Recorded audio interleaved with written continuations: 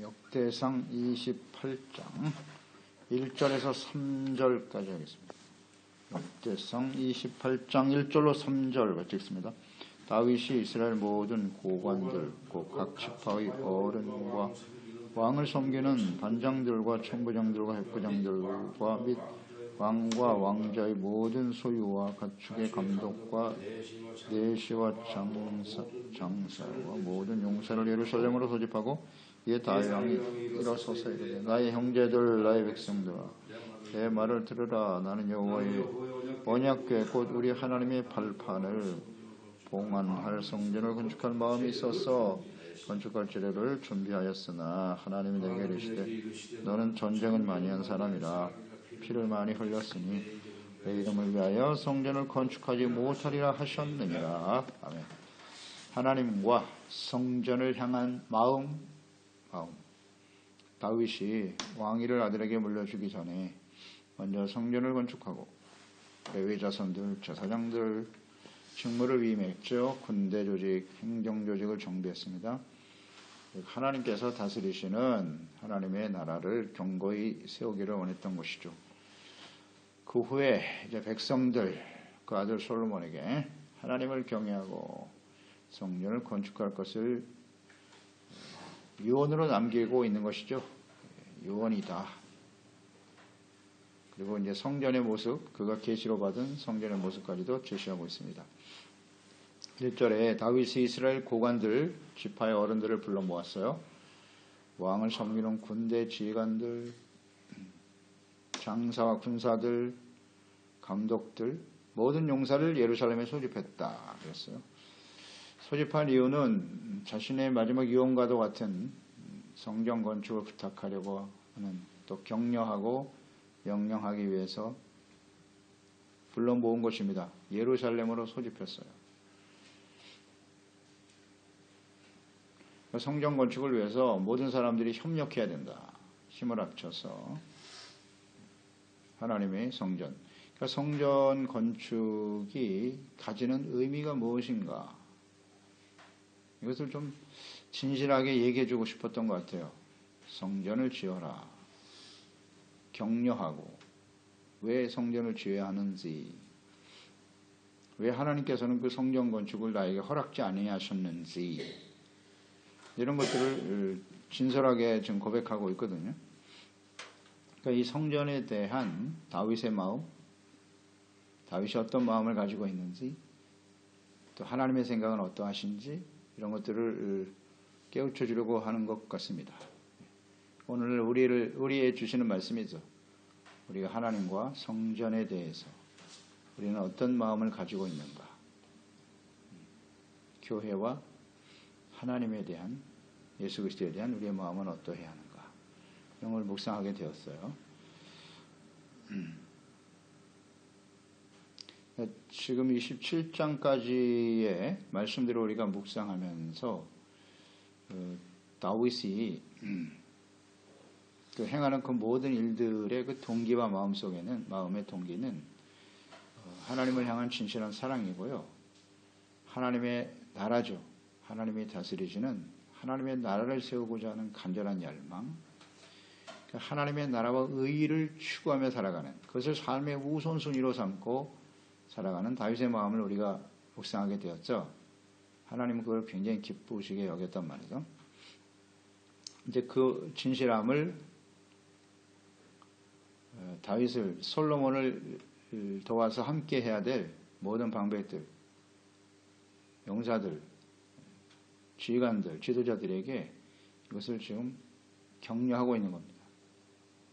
자신이 평생 살아왔던 그 마음의 중심, 이런 것들을 좀 전해주고 싶었던 거예요. 그 대상들을 우리는 잘 좀 묵상할 필요가 있어요. 지도자들란 말이에요. 지도자들. 그러니까 우리 그리스도인들에게 있어서 이 지도자의 위치에 서 있을 때 우리는 다윗과 같은 마음을 가져야 된다. 왕도, 솔로몬이 왕이긴 하지만 혼자 되는 것이 아니다. 우리가 다 협력해서 주님을 섬겨야 한다. 그래서 2절에 보면 다윗이 일어서서 이르되 나의 형제들아, 이렇게 고백하잖아요. 나의 형제들아, 백성들아, 내 말을 들으라. 나의 형제들아. 그러니까 다윗은 하나님이 세우신 왕입니다. 뭐 스스로 왕이 되고 싶어서 된 사람이 아니에요. 하나님이 세우셨고요.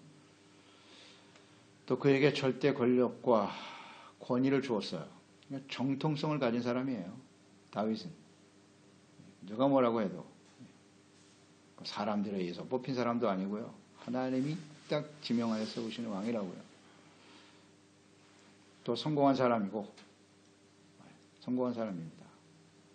절대 권력을 가지고 있어요. 그런데 항상 다윗은 하나님 앞에서 자신을 절대 권력을 가진 왕이 아니라 종이라는 생각을 가지고 있었죠. 나는 하나님의 종이다. 이 나라는 내 것이 아니라 하나님의 것이다. 이런 생각을 항상 가지고 있었기 때문에 절대 권력을 가진 왕들은 대부분 백성들을 종으로 여겨요. 종. 내가 말 한마디면 죽일 수도 있고 살릴 수도 있는 사람들. 대체로 이렇게 생각을 하거든요. 근데 다윗은 그렇지 않네요. 형제들아. 이 고백이 쉽지 않습니다. 왕이 처음 되었을 때 이런 생각을 가질 수 있어요. 처음 되었을 때는. 그런데 지금 인생 마지막이잖아요. 최후의 순간까지 절대 권력을 가졌고 하나님 앞에 온전한 믿음과 정통성도 있고 성공하고 위대한 사람이죠. 그런 위치에 있을 때 과연 그 이스라엘 그 백성들을 형제들이 이렇게 고백할 수가 있을까? 쉽지 않습니다. 쉽지 않아요. 형제 자매로 여길 수 있다는 건 쉬운 일이 아니에요. 그래서 자신이 명령하면 그냥 무슨 지신도 해야 하는 종으로 여기는 사람이 얼마나 많은데. 그래서 하나의 소모품 정도로 생각하고 말이야. 내가 쓰다가 버려도 그만인 사람들인 것처럼. 형제들아. 참 대단히 감동적입니다. 다윗이 이런 마음을 가졌다는 것은. 형제로 여겼다. 우리 레위 자손들 제사장 그 직무를 맡기는 가운데서도 우리가 묵상됐잖아요. 그들에게 강조했어요. 형제의식을 가져라. 상하, 우열 있을 수 없어. 하나님 앞에서는. 어떤 일을 맡기든지. 그래서 하나님께서 제비도 뽑았잖아요. 제비 뽑아서 하나님이 세운 질서대로 서로 협력하고 화합하고 형제의식을 가지고 섬겨라. 이걸 강조했거든요. 근데 다윗은 이미 그런 마음을 가지고 있어요. 자기가 왕이니까 사람들에게 인정받고 대접받고 이런 생각 안 해요. 형제다 우리는. 그래서 여기서 우리가 깨닫는 바입니다. 여기 세워진 사람들이 대부분 뭐 지휘관들 이런 사람들이잖아요. 고관들인데 그러니까 모든 사람들이 하나님 앞에서 이렇게 형제로서 주님을 섬길 수 있도록 해야 해요. 특히 그리스도인 지도자들은 이와 같이 수평적 리더십을 가지고 있어야 돼요. 이게 하나님 뜻입니다. 잘 마음속에 새겨두세요. 우리는 수직적 리더십을 좋아하죠. 수직적. 내가 명령하면 무조건 순종하는 대단한 카리스마 능력을 가진 사람. 성경 그렇게 말씀하지 않습니다. 성경이 요구하는 리더십은요. 수평적 리더십이에요. 모두가 하나님 앞에서 평등하고 다 같은 하나님의 자녀로 형제로서 주님을 섬기려고 하는 수직적 리더십을 가지고 있다고 하면 이미 성경에서 벗어난 거예요. 벗어난 것입니다. 그런 사람들은 가면 갈수록 처음에는 순수할지 모르겠으나 갈수록 교만해져요. 다 자기를 보게 만든다고 자기 자신. 대부분 그래요. 그 수직적 리더십을 가진 사람들. 자기가 무슨 절대 영웅인 것처럼 내가 없으면 이 나라는 안 돼. 이 교만이거든요. 어떤 공동체, 교회도 마찬가지죠. 절대 한 사람만을 추종하고 따르게 하는 이 수직적 리더십. 이건 하나님의 뜻이 아니에요. 보세요. 다윗 보십시오. 형제들아. 우리가 다 같은 하나님의 자녀들이지. 우리가 다 형제 자매라고 하는 생각을 가져야 돼요. 이 다윗뿐만 아니에요. 성경에 보면 뭐 제자들도 절대 으뜸이 되려고 하면 내가 종이 되라 그랬고요. 항상 섬기는 위치에서 겸손하게 섬기라고 했지. 절대 능력을 가지고 나를 따르라. 그런 리더십은 주님께서 원하시지 않아요. 하나님의 뜻이 아니라 그랬어요. 하나님의 아들도 제자들의 발을 씻기면서 가르쳐 주셨고 하나님의 아들이 자신을 십자가에 내어주시는, 이게 진정한 주님이 원하시는 일이거든요. 여기 모여있는 사람들이 리더라고요. 리더. 고관들, 지도자들이에요. 우리도 그런 사람들이 되어야 하는 거죠. 세상은 이런 걸 좋아하지 않아요. 좋아하지 않습니다. 사도 바울은 어떻습니까? 사도 바울은 얼마든지 자기 자랑할 수 있는 사람이에요. 공회원이고요. 관원, 바리새인이고요. 율법학자고요. 또 헬라어에 육창하고 말이죠. 얼마든지 자랑할 게 많은 사람이에요.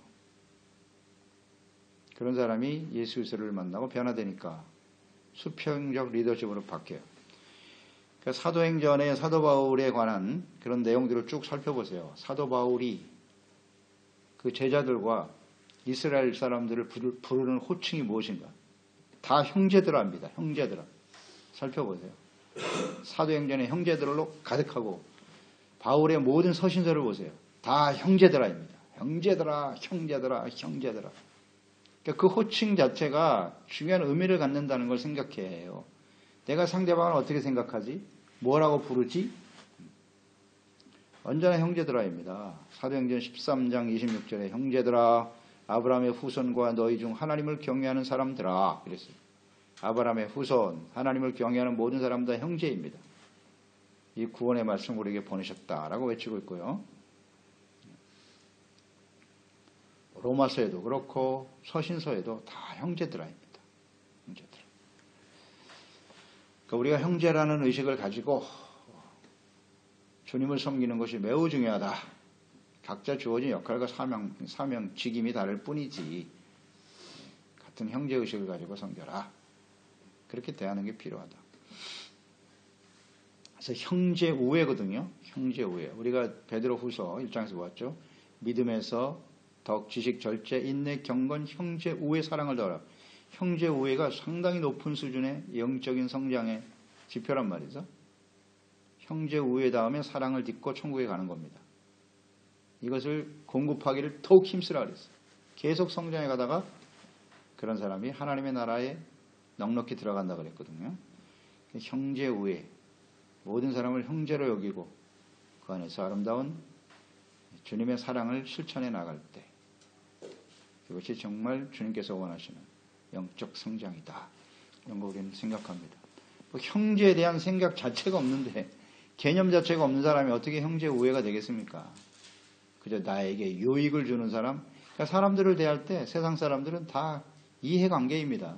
나한테 이익이 되는 사람이냐, 해가 되는 사람이냐, 나에게 도움이 될 사람이냐, 그렇지 않을 사람이냐. 대부분 이런 식으로 생각하죠. 그리고 두세 사람만 모이면 누가 선임이냐, 뭐 나이 따지고 이런 거 좋아하잖아요. 사람들은 내가 오래 살았으니까 내가 리더가 돼야 되고 항상 모였다 하면 이런 서열 정하잖아요.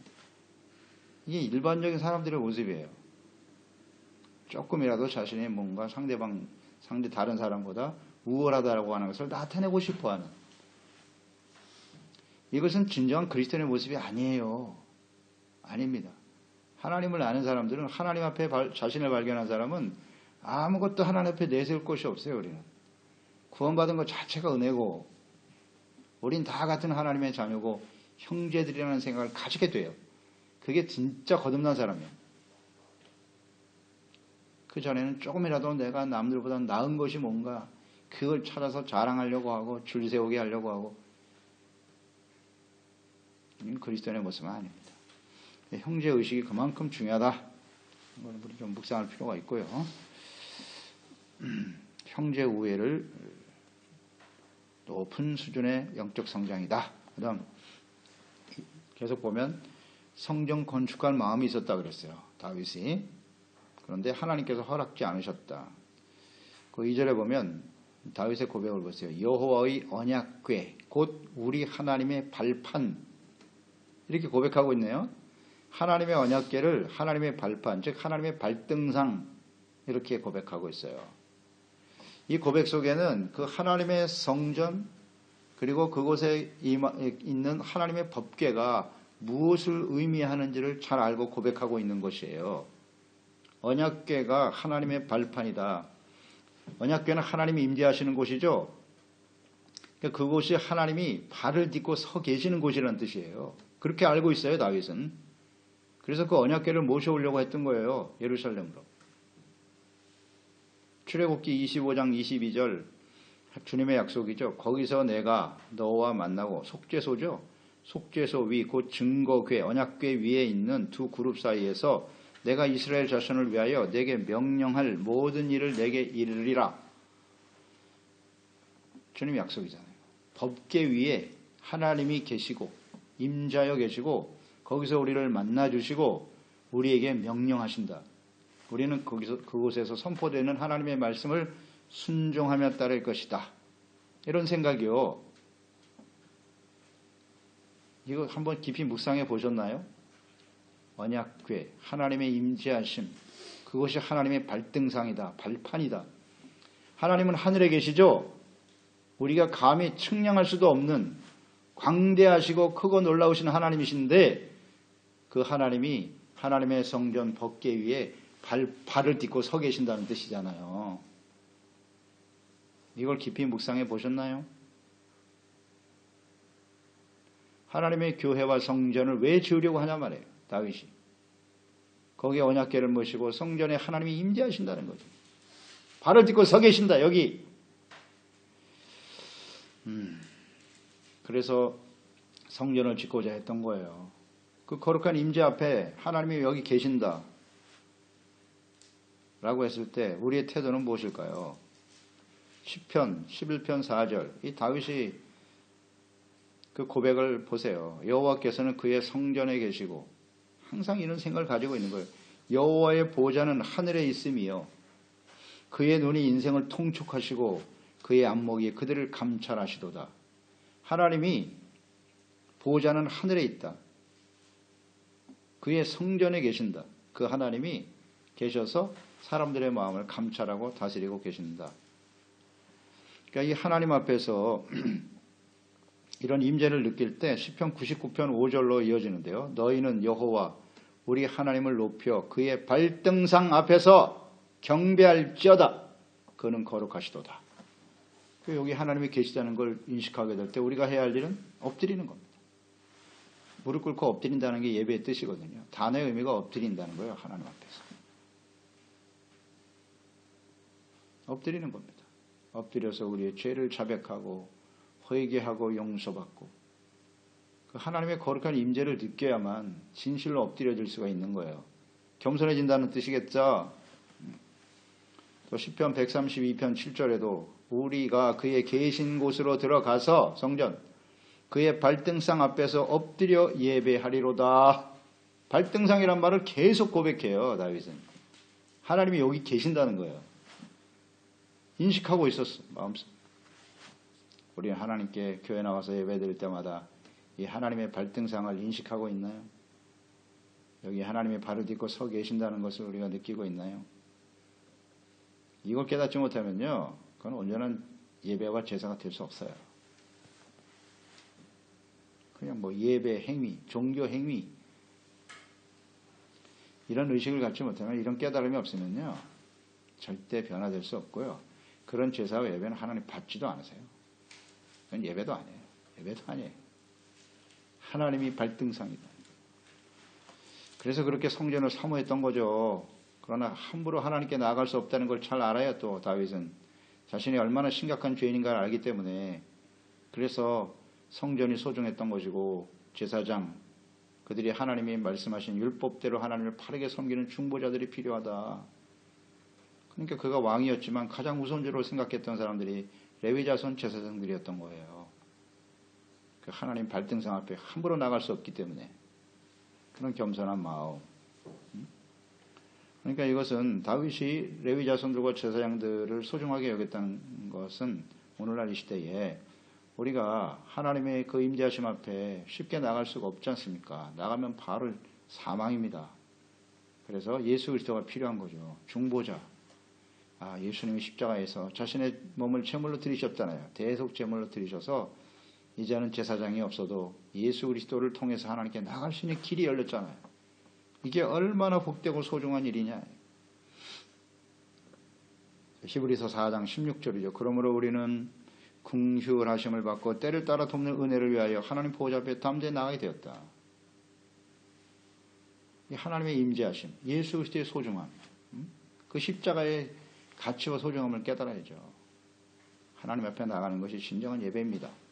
그래서 다윗은 이렇게 하나님을 향한 순수한 사랑과 마음으로 성전을 봉헌하려고 했던 거예요. 성전을 세우는 일이 자신의 영광, 능력을 과시하거나 그 일을 자신의 큰 업적으로 자랑하거나 자신의 욕망을 채우려고 하는 목적이 되어서는 안 되죠. 오늘날 이 시대에 교회를 세우는데 말이죠. 누가 더 큰 교회를 세우느냐 서로 경쟁하듯이 이걸 하나님이 좋아하실까요? 자신들의 교회 세를 과시하기 위해서 크고 화려한 교회를 지으려고 하는 그 의도 자체가 이미 잘못된 거예요. 내가 이런 업적을 세우고 성공한 목회자라고요? 성공한 교회의 성도들을 자랑스럽게 여깁니까? 예, 대단히 잘못된 생각이에요. 다윗의 마음을 가져야지. 하나님께서는 외적인 화려함, 무수히 드리는 제물과 제사 그런 마음보다 마음의 동기, 하나님을 사랑하는 걸 더 원하시죠. 호세아 6장 6절 나는 인애를 원하고 제사를 원하지 아니하며 번제보다 하나님 아는 것을 더 원하느니라. 하나님을 알아야죠. 하나님을 누구보다 잘 알았던 사람이 다윗이에요. 3절에 하나님께서는 그런 순수한 마음을 가지고 주님을 섬기려고 했던 성전을 세우려고 했던 다윗을 거절하셨어요. 너는 성전 건축할 수 없어. 그 이유가 뭐냐? 피를 많이 흘렸다 내가. 군인으로서 너무나 많은 전쟁을 치렀다. 물론 다윗이 한 전쟁은 여호와께 속한 전쟁이었어요. 불의를 욕심을 채우기 위한 전쟁은 아니었죠. 그래도 하나님은 안 된다 그랬어요. 왜냐하면 성전의 의미, 성전 자체의 의미는 죄를 지은 사람들이 하나님과 만나서 화목한 곳이 성전이에요. 화평을 추구하는 것이 성전이라고. 근데 다윗은 너무나 많은 피를 흘렸기 때문에 하지 않는 게 좋겠다라고 말씀하셨어요. 그 말씀 속에는 하나님 보실 때 이 마지막 다윗의 모습을 보니까 야, 너는 성전이 없어도 나를 향한 마음이 진실한 거 내가 알아. 이렇게 법계 언약계 하나 모셔놓고도 그 앞에서 하나님의 발등상을 의식하고 이렇게 진실한 마음으로 섬기는데 굳이 그런 성전을 지을 필요는 없을 것 같아 너는. 그러니까 제가 마음 느끼는 거예요. 묵상하는 거예요. 하나님의 마음이 그런 것 같아요. 다윗에 대해서. 그 다음이 문제야. 그러니까 하나님은 다윗의 시대에는 너무나 하나님께 합한 사람이었다는 것을 인정하시는 거고 네 다음의 세대가 문제다. 네 아들 솔로몬 이후의 세대가 정말 걱정이 되는 거예요. 하나님께서는. 전체를 다 알고 계시니까. 그래서 솔로몬에게 성전을 짓도록 하였다. 그 명분은 역대상 22장 9절로 10절에 나오죠. 보라 한 아들이 내게서 날 건데 그 온순한 사람이야. 내가 그로 주변 모든 대적에게서 평온을 얻게 할 거야. 그 이름을 솔로몬이라 하리니 내가 그의 생전의 평안함과 안일함을 이스라엘에게 줄 것이다. 내가 그 이름을 위해서 그가 바로 성전을 세울 거야. 전쟁이 없고 참된 평안을 선포하게 하신 후에 그를 통해서 성전을 짓게 하실 것이다 라는 거죠. 성전은 이렇게 하나님과 화목하는 것이고 화평케 하는 것이라는 걸 깨우쳐 주시는 거고 그 평온이 하나님과의 관계 속에서 온다는 사실을 모든 사람들에게 알려주기를 원하셨겠다. 화평, 화목은 죄가 용서받은 자리에서 오는 것이다. 이런 것을 성전을 향한 하나님의 마음이라고 우리가 깨달을 수 있는데요. 우리도 성전을 향해서 교회를 향해서 어떤 마음을 가져야 되는가? 하나님에 대해서 어떤 마음을 가져야 하는가? 교회를 위해서 내가 어떤 업적을 세우고 어떤 교회를 짓고 자꾸 자랑하려고 그래. 교회를 통해서. 교회를 위해서 헌신하면서 자꾸 자랑하려고 그래요. 그런 마음 다 버리고요. 하나님 앞에서 발등상에 하나님이 여기 계시다. 엎드려 경배하며 겸손히 두렵고 떨리는 마음으로 주님 앞에 죄를 깨닫고 회개하고 용서받고 하나님과 화목되어지는 이게 성전이에요. 그 은혜를 정말 소중하게 여기고 감사하는 마음으로 주님을 섬기는 종들이 되어야 하겠습니다.